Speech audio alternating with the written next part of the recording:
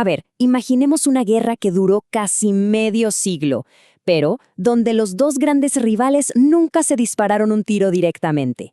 Vamos a meternos de lleno en una era en la que el cielo no era el límite, sino el campo de batalla de un enfrentamiento silencioso, uno donde la tecnología y el ingenio eran sin duda las armas más letales. Es una pregunta increíble, ¿no? La respuesta es que fue una época de pura estrategia. La superioridad no se demostraba en combates directos, sino en un tablero de ajedrez tecnológico a escala global. Y créanme, el cielo era la pieza más importante. Bueno, oficialmente, la Guerra Fría fue un larguísimo periodo de tensión, pero en la práctica fue una carrera armamentista como nunca antes se había visto. El miedo y la desconfianza mutua llevaron a los ingenieros a diseñar aviones que rompían absolutamente todas las barreras. Hay que imaginarse la presión de crear máquinas que literalmente podían cambiar el destino del mundo. Para entender esta historia tan compleja, la hemos dividido en 6 partes.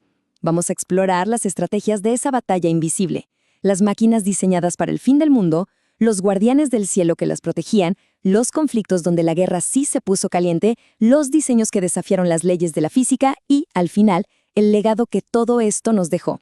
Empecemos por el principio, con la mentalidad de la época. Todo, absolutamente todo, se reducía a una idea tan simple como aterradora. Ellos contra nosotros, pero a escala planetaria. Por un lado teníamos a la OTAN, liderada por Estados Unidos, con aviones como el F-105 Thunder Chief, y por el otro, claro, el Pacto de Varsovia, con la Unión Soviética a la cabeza y bombarderos como el Il-28 Vigo. Esta división fue el verdadero motor de una carrera tecnológica sin descanso. Cada avance de un lado era como un desafío que el otro tenía que superar sí o sí y de forma aún más audaz.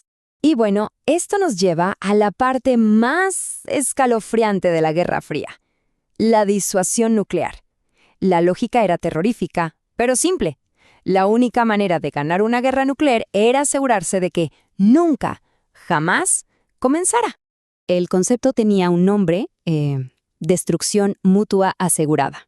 Era una promesa bastante macabra. Si me atacas, tengo la capacidad de aniquilarte en respuesta, incluso después de recibir el primer golpe. Por lo tanto, a nadie se le ocurría atacar. Pero para que esta lógica funcionara, hacían falta aviones capaces de llevar el apocalipsis a cualquier rincón del planeta.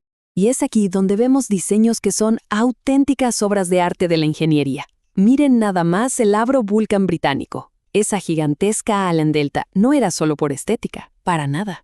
Estaba diseñada para volar a altitudes y velocidades extremas, casi como una daga silenciosa en el cielo, lista para penetrar las defensas enemigas. Fue una pieza clave en el arsenal nuclear de la OTAN. Ahora, hablemos de poder en serio. 31.750 kilos. ¿Se puede dimensionar lo que eso significa? Esa es la capacidad de armamento del bombardero estratégico definitivo de la época. Es una cifra que, sinceramente, cuesta hasta imaginar. Y esa cifra tan increíble le pertenece al legendario B-52 Stratofortress. Durante décadas, este avión fue el pilar de la disuasión nuclear estadounidense. Sus tripulaciones vivían en un estado de alerta constante, a veces sentados en la cabina, al final de la pista, listos para despegar en cuestión de minutos en una misión de la que, muy probablemente, nunca regresarían. Pero claro, a toda acción hay una reacción. Mientras un bando perfeccionaba a sus bombarderos, el otro se obsesionaba con una sola pregunta: ¿cómo los derribamos antes de que sea demasiado tarde? Esta frase de un piloto lo resume todo, a la perfección. La experiencia de volar estas máquinas era pura adrenalina. No eran aviones para un paseo tranquilo. Eran literalmente cohetes con un ser humano a los mandos. Y el English Electric Lightning británico es el ejemplo perfecto de esta filosofía. Miren, no era el más ágil ni el que tenía más alcance. Su única misión era despegar, apuntar directamente al cielo y trepar casi en vertical a una velocidad de locos para interceptar bombarderos a gran altitud. Una verdadera bala con alas. Y si lo ponemos en perspectiva, vemos lo impresionante que era. El Lightning podía llegar a los 10.000 metros en unos 2 minutos. El F-106 estadounidense, que era otro interceptor formidable, necesitaba un poco más de tiempo. Y su contraparte soviética, el famoso MiG-21, también andaba por ahí. La carrera no era solo por ser el más rápido en horizontal, sino por dominar el cielo en vertical. Por suerte, el enfrentamiento directo entre la OTAN y el Pacto de Varsovia nunca ocurrió. Pero eso no quiere decir que sus armas no se usaran. El conflicto simplemente se trasladó a otros escenarios, en lo que se conoció como guerras proxy o subsidiarias, donde las superpotencias apoyaban a bandos opuestos. Corea, Vietnam, Afganistán, estos lugares se convirtieron en los laboratorios de la Guerra Fría. Fue ahí donde los F-86 se vieron las caras con los MiG-15 y años más tarde los F-4 Phantom contra los MiG-21. Los pilotos aprendieron lecciones brutales en combate real, lecciones que se pagaron con vidas y que cambiaron para siempre las tácticas de la aviación militar. Y de esas duras lecciones nacieron aviones increíblemente especializados. Conozcamos al A-10 Thunderbolt II, aunque todo el mundo lo llama Warthog. No es rápido, no es bonito, no es sigiloso. Es básicamente un cañón rotativo gigante con alas. Fue diseñado con un propósito muy específico: detener una invasión masiva de tanques soviéticos en Europa. Su misión era volar bajo, lento y sembrar la destrucción. Toda esta presión intensa por innovar no solo creó aviones más rápidos o más fuertes, también dio lugar a diseños que, de verdad, reescribieron las reglas de cómo se supone que debe volar un avión. Y no hay mejor ejemplo que el Harrier. Imaginen un caza a reacción que no necesita una pista de aterrizaje. Podía despegar verticalmente desde un claro en un bosque o desde la cubierta de un barco pequeño.